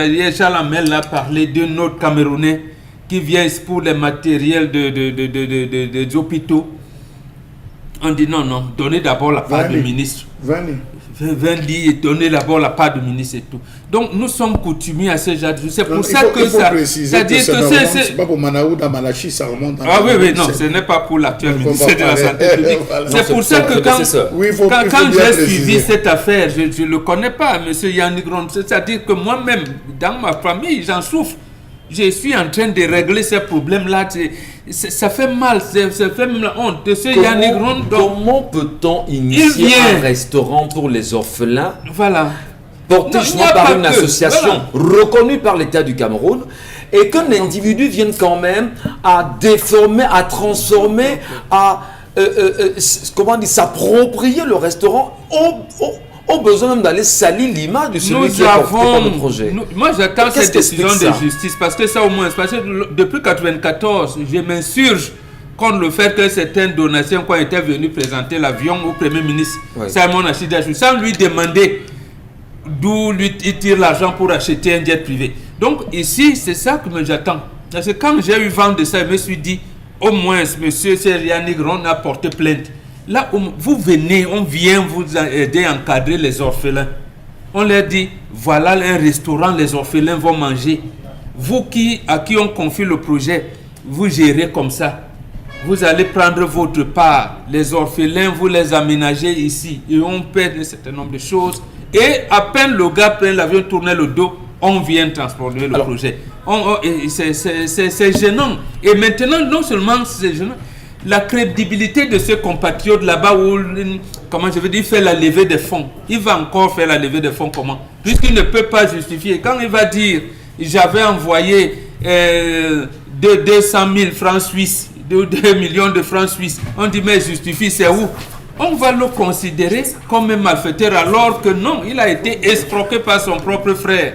Il a été malmené et malaxé par son propre frère. C'est-à-dire que là-bas où il vit, il n'aura plus de crédibilité. Ici, les orphelins ne sont plus encadrés. C'est incroyable. Donc un projet meurt parce que quelqu'un a pris l'argent et l'a mis dans la peau. Donc il faut vraiment qu'on revienne à un état à peu près normal parce que ce n'est pas possible. Alors non seulement on a quand même 1000 enfants, monsieur Mbatchou, je dis même 1000 enfants au moins, parce que lorsqu'on a quand même appris ça et qu'on entend justement toutes ces plaintes, 1000 enfants orphelins dans la ville de Kribi qui sont supposés manger quelque part à chaque fois, vraiment, et que l'on prive ces orphelins de manger, est-ce que c'est pas aussi méchant de la part de ces frères camerounais qui ne comprennent rien à rien? 1000 enfants quand même. Monsieur Michel Ngatiou, nous étions dans les années 90, mais je peux me tromper. Il y avait eu un projet où c'était des Blancs qui étaient venus au Cameroun. Ils avaient fait un tour dans le village Nkolopom, là, c'est après Nkolbison, c'est un village de l'autre côté, monsieur Michel Ngatiou, où ils sont rentrés, ils ont dit, voilà, les enfants vivaient dans des conditions, ils se sont battus pour faire construire une maison, on devait habiter ces enfants, les orphelins et tout. Cet argent a été détourné. Le ministre de cette époque de la condition féminine, Madame Yao Aïssatou, une fois qu'elle a été informée, elle s'est levée, elle a rassemblé tout ce qu'il fallait comme bataillon, elle est descendue, elle a fait enfermer tous les gens dans ce village. Absolument. Monsieur Michel Ngatiou, qu'on se retrouve aujourd'hui dans un dossier, on vous parle de 1000 orphelins, que le MINAS reste à Yaoundé, que madame le ministre des Affaires sociales reste à Yaoundé. Justement, Charles, Elle ne se bouge pas. Dans sa ville, il y a des délégués régionaux. Dans sa ville, il y a des centres de l'enfance, il y a tout ça à Kribi. Qu'aucun d'eux ne se bouge par rapport à cela pour 1000 orphelins. Mais monsieur Michel Ngatiou, c'est un sacrilège dans cette république. Il faudrait combien de mots pour que les malédictions s'abattent sur les gens, monsieur Michel Ngatiou? C'est fort quand même. Alors, il faut dire que le ministre, madame le ministre des Affaires sociales, le cas de Kribi vous concerne. 1000 enfants orphelins, vraiment. Avec Guy Vétienne. Vraiment. Vraiment. Vraiment. Vraiment. Promotion de la femme et de la famille. Vraiment. Chez nous. On va bien sûr poursuivre l'émission. On va marquer une pause, madame, monsieur, comme le veut la tradition. Et dans un instant, nous parlerons bien évidemment de Sorepco, qui est, comme chaque matin, présenté par Constilamine. Bonjour. Alors bonjour à tous les téléspectateurs et bonjour à tous les clients et partenaires du concept Salak à ses clients. Je ne cesserai de leur dire merci de choisir les quincailleries Sorepco. Oui, parce que c'est dans ces quincailleries-là, c'est dans ces magasins qu'il y a la promotion, bien sûr, des matelas, la promotion des congélateurs, la promotion des réfrigérateurs. Et depuis pratiquement quelques jours, et cela jusqu'à la fin du mois de juillet, vous avez une grande promotion sur les peintures seigneuries. Oui, et quand on parle bien sûr des peintures seigneuries, c'est des peintures d'origine. C'est des peintures de très très bonne qualité. C'est des peintures qui vous permettent d'avoir une maison belle, d'avoir un environnement sain. Alors tous ceux-là qui ont besoin d'embellir leur maison, d'embellir leur magasin, d'embellir leur boutique, c'est donc l'occasion plus que jamais de courir dans les magasins Sorepco, quel que soit le magasin. Vous êtes à Yaoundé, vous êtes à Garoua, vous êtes en Guelmanduka, vous êtes en Balmayo, vous êtes à Ibolova. Rendez-vous dans les magasins Sorepco. C'est dans ces magasins-là qu'il y a actuellement la promotion des peintures seigneuries. Oui, la promotion des peintures seigneuries, c'est dans toutes les quincailleries Sorepco. Alors cette promotion consiste à offrir gratuitement un pot de 30 kg de peinture Eureka pour tous ceux qui achètent 2 pots de peinture seigneurie. Oui, vous achetez 2 pots de peinture seigneurie grand modèle, que ce soit le Pentex 800, le Pentex 1300, le Pentiquat, vous recevez gratuitement un pot de 30 kg de peinture Eureka. C'est l'occasion plus que jamais de courir dans les magasins Sorepco. Nous aurons donc tout à l'heure les visuels, les numéros de téléphone et cette grande offre promotionnelle valable jusqu'au 31 juillet 2021 dans tous les magasins Sorebco du Cameroun. Acheter les peintures, c'est bien.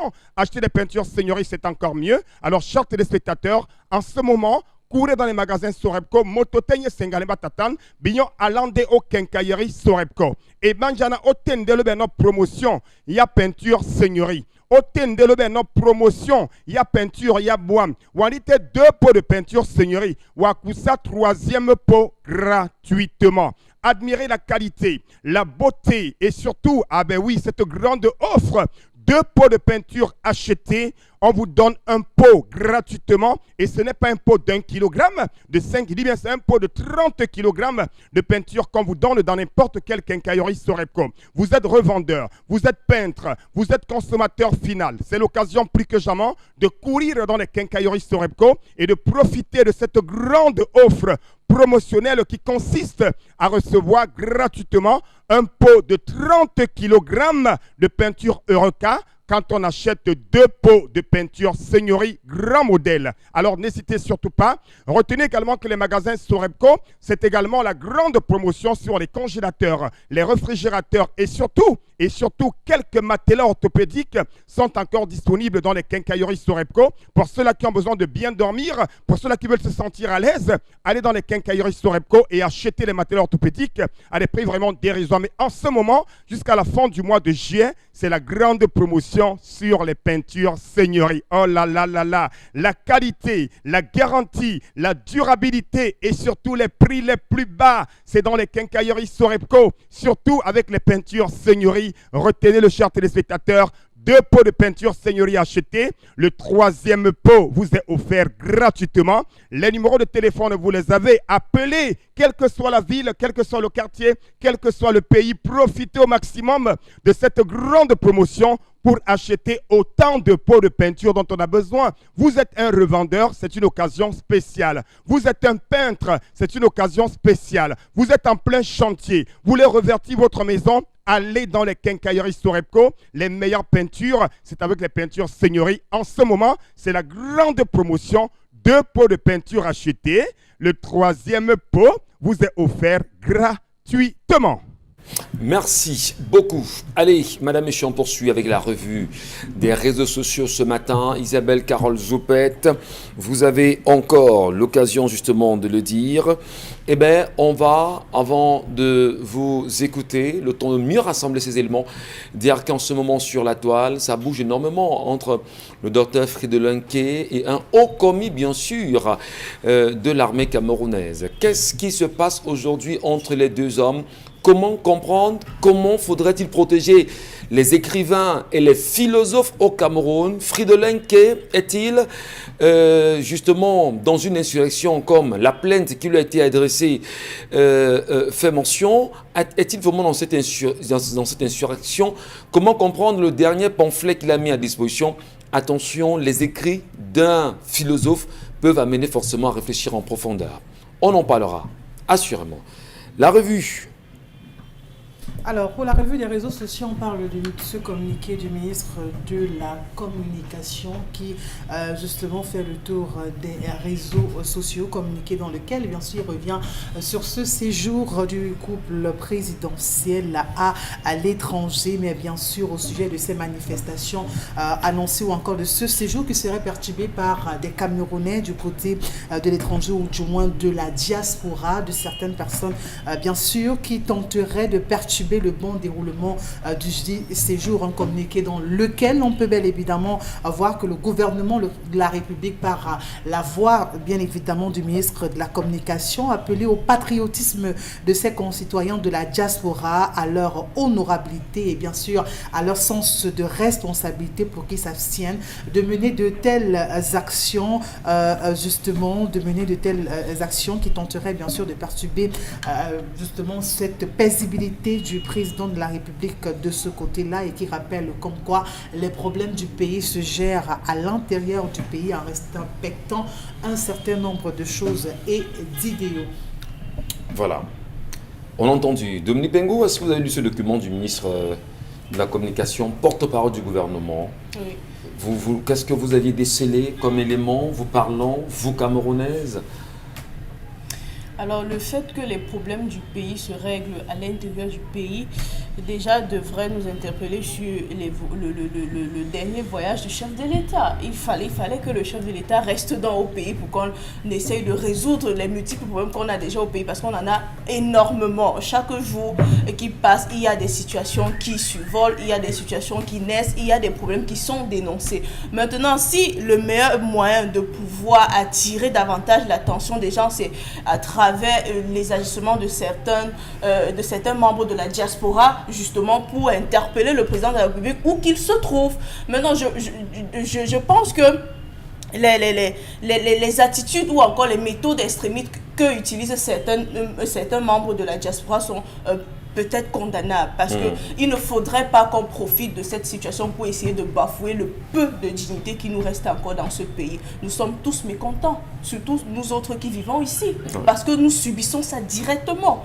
Maintenant, le ras-le-bol est en chacun de nous. Est-ce qu'on ne peut pas dire à un moment donné que ces Camerounais qui manifestent là-bas, qui manifestent parce qu'en fait au Cameroun, on ne permet même pas qu'on puisse manifester, c'est-à-dire on dira il y a une liberté d'expression, chacun peut dire ce qu'il veut, mais en même temps, voilà Fidelenke qui dit ce qu'il pense et qui au moment où nous parlons, Fidelenke a été convoqué à la CEMIL. Alors, est-ce qu'on ne va pas dire que c'est des attitudes comme ce qui arrive à Fidelenke qui justifient en même temps le comportement des compatriotes aujourd'hui à l'étranger? Malheureusement, c'est ça. On est en train de nous museler ici. Lorsque vous voulez dénoncer quelque chose de façon clairvoyante, soit on fait recours à certaines menaces pour vous faire taire. Malheureusement, c'est ça. Maintenant, et pour ceux qui sont de l'autre côté, puisque là-bas, il y a effectivement une démocratie qui est appliquée, non seulement pas à travers les textes, mais à travers le vécu et le quotidien, ils ont probablement la latitude de pouvoir manifester. Mais il est important que nous autres, en tant que patriotes, on se dise qu'il y a une façon de manifester. Il faut qu'on exprime le ras-le-bol, mais il faudrait qu'on garde la dignité de nous autres populations. Et c'est aussi la démocratie. On ne vous en voudra pas pour votre point de vue, c'est tout à fait normal. Charlemagne Bachou, d'aucuns ont vu dans la sortie du ministre de la Communication, hier porte-parole du gouvernement, la peur du régime, la peur du gouvernement. Vous, qu'est-ce que vous y voyez? Monsieur Michel Ngachou, le député FSNC a giflé une femme à Marois.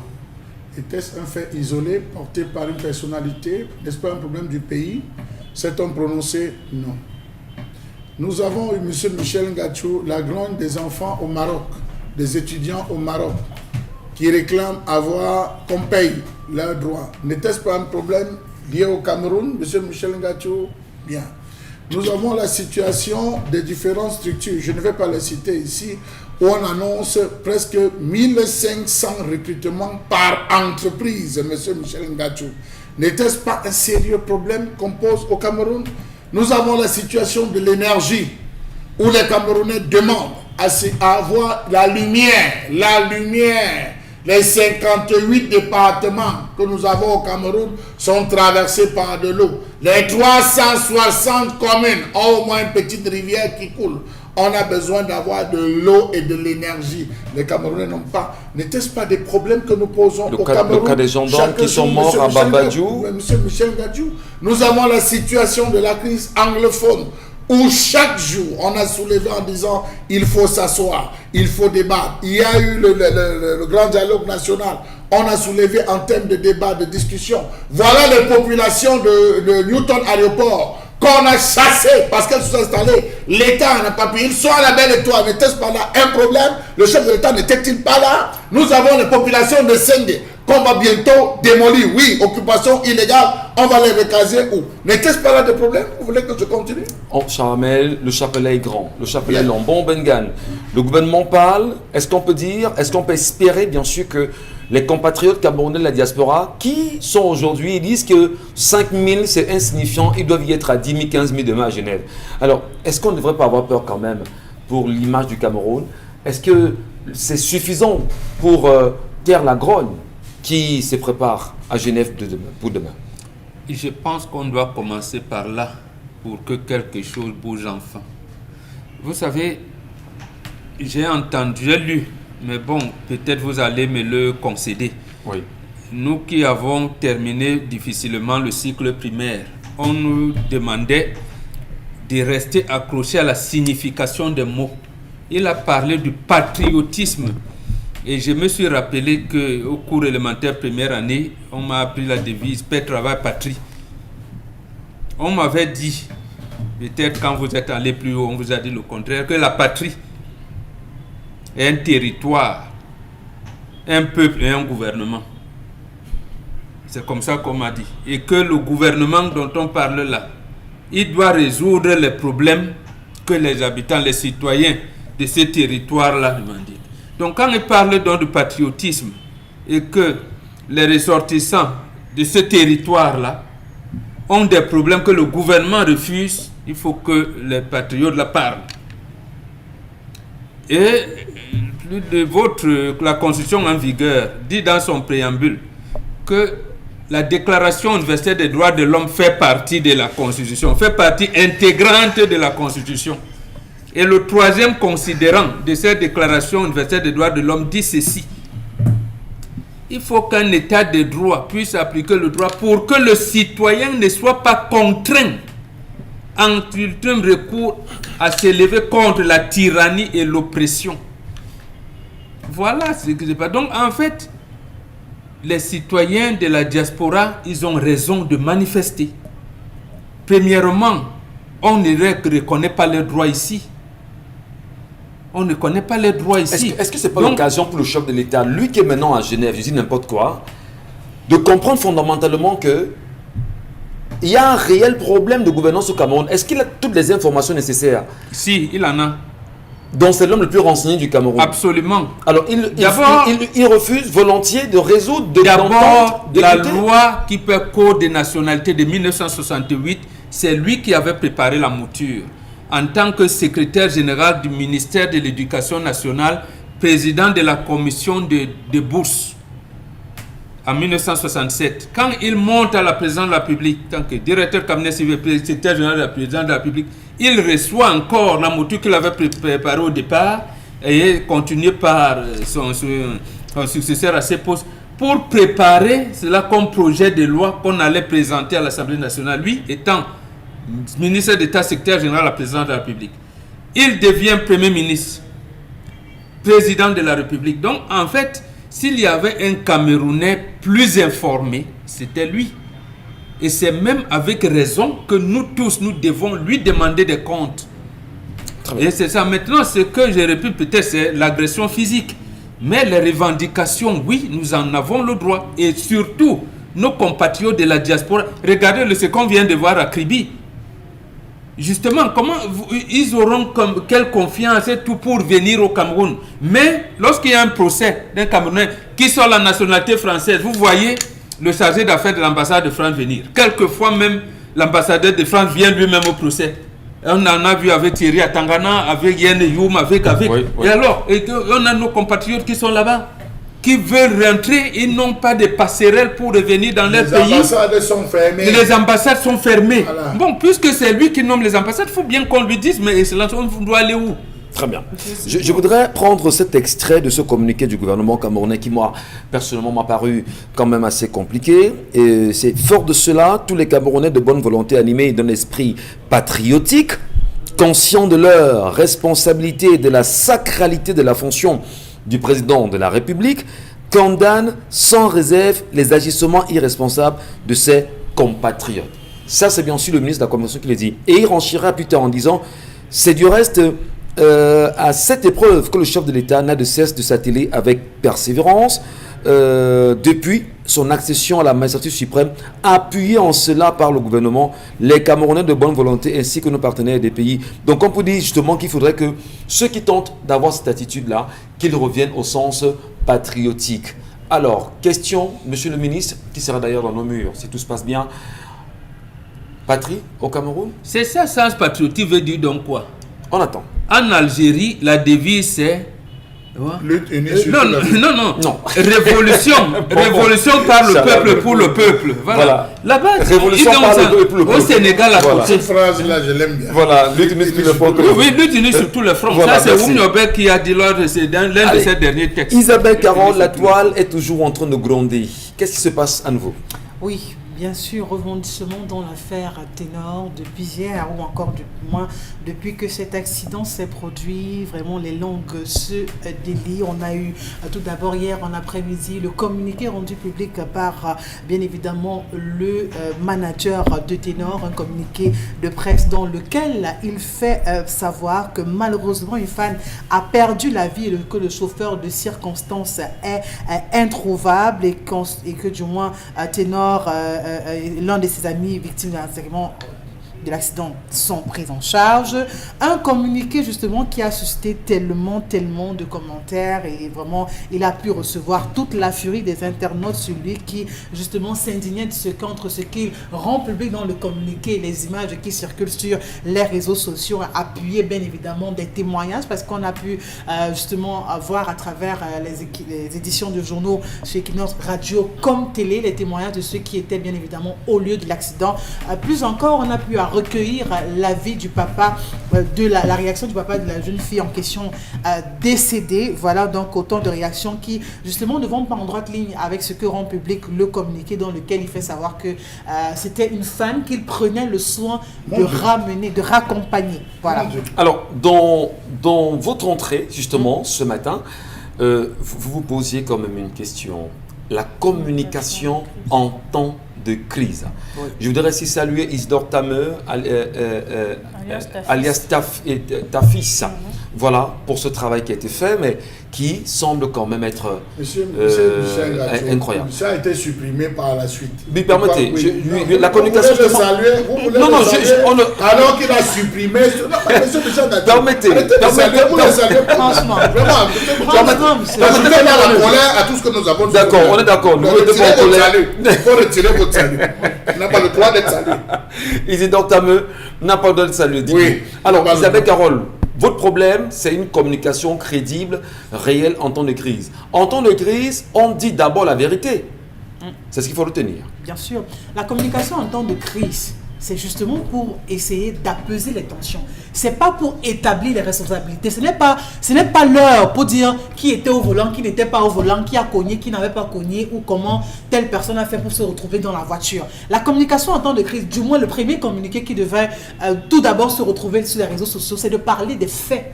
Le fait, c'est sur l'accident. Revenir sur l'accident, parler des victimes, de ceux qui sont décédés et ceux qui sont en vie, dans quel état est-ce qu'ils se trouvent. D'abord, communiquer dessus et justement s'écarter, prendre le temps de pouvoir continuer à mener l'enquête. Restituer l'information. Restituer l'information tout simplement. Pourtant, on a vu un communiqué dans lequel il dit l'artiste prenait le soin de raccompagner une fan. C'est fan. Comment l'artiste peut prendre le soin? Parce que si l'artiste en question veut raccompagner les fans, un véhicule ne suffira pas. 2 non plus, 5 non plus ne suffiront pas pour accompagner les fans. Ça veut donc dire que pourquoi cette fan au milieu de tant de fans? Et on oublie une chose, la force des réseaux sociaux. Malheureusement, aujourd'hui, on a une ère où ça va tellement vite avec les réseaux sociaux, avec les archives et tout, avec tout ce que les gens ont pu avoir. Et très rapidement sur la toile, on a pu voir les vidéos dans lesquelles Ténor et la jeune fille en question étaient en boîte de nuit entre 2h et 4h du matin. Comment il la tenait par le bras? Voilà. À l'aine, s'il vous plaît. On a pu avoir... On a vu toutes ces vidéos. C'est une grosse relation entre un artiste et une fan. Tellement de proximité entre eux. Non seulement en boîte de nuit, ensuite dans les coulisses, ensuite un autre lieu qui a tout l'air d'être un hôtel. Ensuite, on se retrouve dans un véhicule à 4h du matin. Vous raccompagnez une fan à 4h du matin pour la déposer chez vous ou chez elle. Je me pose bien la question. Michel Ngatou, si vous permettez. Michel Ngatou, vous ne voulez pas la manifestation de la vérité? Non, mais on se parle quand même. Non, permettez. En plus de ça, on parle d'une étudiante. Vous savez qu'on a très peu de temps. Hein? Je sais. On parle d'une étudiante qui était dans un internat. Et là aussi, j'ai un problème à ce niveau. Comment on fait pour se retrouver hors de l'internat, en boîte de nuit, avec des personnes vraiment... sans que ces responsables ne soient informés? Qu'est-ce qui s'est passé? Ça veut donc dire que l'internat même en question, il faut essayer de revoir le système. Comment ça se passe? Parce qu'eux également ne seront pas épargnés de cette affaire. Bon, on vous a compris, Isabelle Carole. Il y a le papa de la fille qui dit bien qu'il s'arrange à venir doter sa fille à Fumba. Il y a des commentaires qui fusent de part et d'autre. Est-ce qu'on dote Un mort. C'est pas l'intention du papa. Je pense que c'est une façon rhétorique d'exprimer son mal-être actuellement, parce qu'on ne saurait doter un cadavre. Maintenant, le papa de la fille, lui, prétend le fait que... Non, ça là, ne parlez pas de ça. D'accord, on dote les cadavres. Pour nous autres, nous, on a pris ça de façon rhétorique. Là, pour nous autres, on a supposé que c'est une façon pour le papa d'exprimer son mal-être, parce que c'est très difficile pour un parent de savoir que sa fille, non seulement est à l'école, mais dans un internat. On sait bien que l'internat, c'est une façon de sécuriser les enfants. Maintenant, si une personne se retrouve à l'extérieur d'un établissement qui est censé être une sécurité, et en plus, on vous annonce une nouvelle des plus catastrophiques, la mort, c'est compliqué. C'est compliqué. C'est hyper compliqué. Allez, cher Lamel, on a eu des images. Je vais pas bien de rebondissement parce que la toile rapidement est sortie. Les images de l'artiste en discothèque, les images de l'artiste sortant d'une chambre d'hôtel, les images de l'artiste au moment même où il sort de sa voiture et les premières images qui sont portées sur sa personne. Alors, on a même entendu ce matin des réactions, parce que vous en parlez hier, je veux dire, du personnel de la boîte de nuit en question, dire que le patron de la boîte de nuit a pris la peine de lui dire ne conduis pas et a souhaité mettre à sa disposition quelqu'un pour l'accompagner. Comment vous comprenez ça, monsieur? Sauf que le patron lui a servi trop de bière à boire, trop de boissons à boire. Oui, il devait donc aboutir ce qu'on a dit hier, que tu ne sors pas. Tu ne sors pas et que je ne te sers plus de champagne. On a vu des vidéos. Comme il a servi, comme il veut l'argent, tu ne sors pas. On a vu des vidéos. Excusez, c'est pas moi. On a vu des vidéos. Les gens filmaient. Vous savez, quand une star est dans un lieu, il y a des gens même qui à l'ombre font semblant de faire des selfies. C'est vous qu'ils sont en train de filmer, monsieur Michel Ngachou. On a vu des gens en train de filmer. C'est pas un, c'est pas deux. Le gars a consommé dans cet univers. D'autres vidéos, monsieur Michel Ngachou, sont encore là où il fait, attendez, des bisous à la femme. Vous sortez d'un concert avec votre femme. C'est pas interdit de faire des bisous à la femme. Vous sortez d'un concert avec votre femme. Ce n'est que des bisous. Vous amenez votre femme dans un snack bar.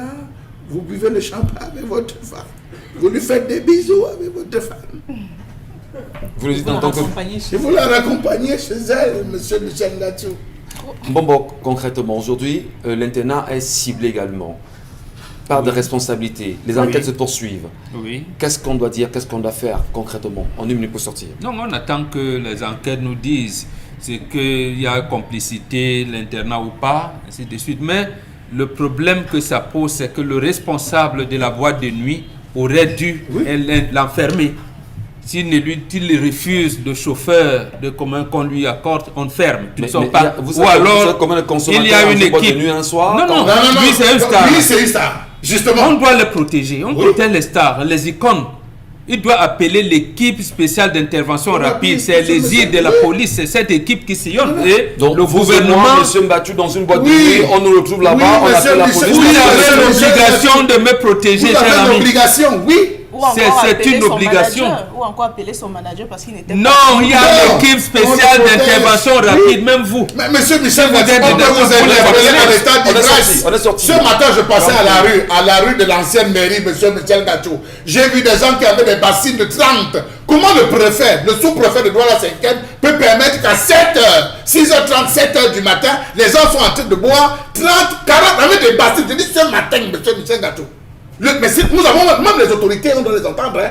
On doit les entendre. Qui va les entendre? Non, on doit entendre. Le procureur. Non, le procureur doit entendre. Parce que c'est les officiers. On doit les entendre. Oui, monsieur Michel Ngachou. Est-ce que c'est permis? Est-ce que c'est grand de licence qui leur permet de travailler jusqu'à 7h30 du matin? On doit les entendre. Merci beaucoup, cher. L'autre chose est répétée. Oui, on dote un cadavre. Oui, on dote. Si vous voulez, on peut donner les détails plus tard. On dote un cadavre. Et très bien même. Merci beaucoup. C'est la plus belle de toutes. On sort justement de la revue des réseaux sociaux et on parle à l'instant du correcteur de posture.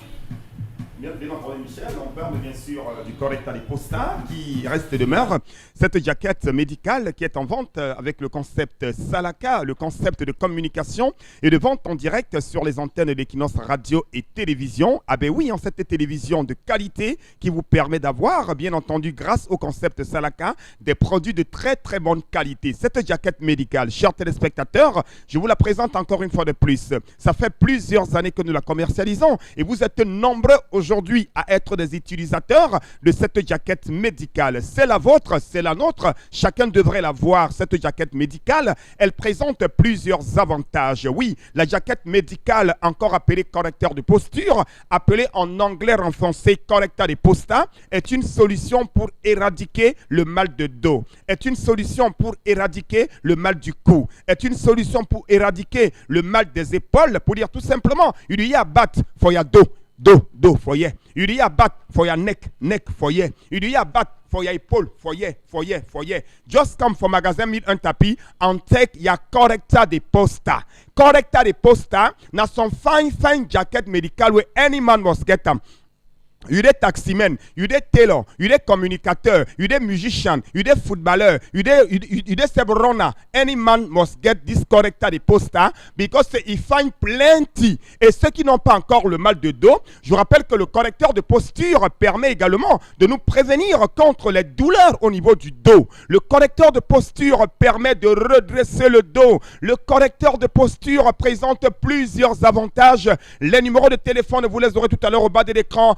Commandez votre correcteur de posture. N'attendez pas la fin du stock. N'attendez pas la fin des tailles. C'est l'occasion plus que jamais. Regardez ce numéro de téléphone. Ce numéro de téléphone attend de vos appels. Ce numéro de téléphone attend de vos SMS. Ce numéro de téléphone attend de vos réactions. Raison pour laquelle ce vendredi, je suis encore là pour attirer l'attention de tous les téléspectateurs de cette émission qu'il est important d'avoir un correcteur de posture. Et la bonne nouvelle, c'est laquelle? En ce moment, jusqu'à la fin du mois de juillet, vous achetez un correcteur de posture au prix de 10 000, on vous donne le second gratuitement. C'est une occasion de récompenser les clients, de leur dire merci beaucoup d'avoir choisi le concept Salaka jusqu'à la fin du mois de juillet. Un correcteur de posture acheté au prix de 10 000 francs, le second vous est offert gratuitement. Quel que soit là vous êtes à Yaoundé, vous êtes à Garoua, vous êtes en Guelemendouka, retenez que le correcteur de posture en ce moment, c'est l'opération Buy One Take Two. Tu achètes un correcteur de posture à 10 000, on te donne le second correcteur de posture gratuitement. Il y a plusieurs tailles. Vous avez la taille L, la taille S, la taille XL, la taille XL. Et ce correcteur de posture est en vente au magasin 1001 tapis, qui est situé en face du palais d'Ika, à l'entrée de la rue Mermoz. C'est au quartier Aqua. Nous livrons dans tout le Cameroun et dans certains pays africains. N'oubliez pas également la pommade contre les hémorroïdes. Merci beaucoup. Et on le dit bien sûr, au moment où nous vous parlons, madame, monsieur le professeur Jarfam Dongo qualifie la marche de Genève demain de bouffonnerie. N'est-ce pas justement là un mot qui pourra encore susciter de nouvelles inquiétudes? À demain 10h.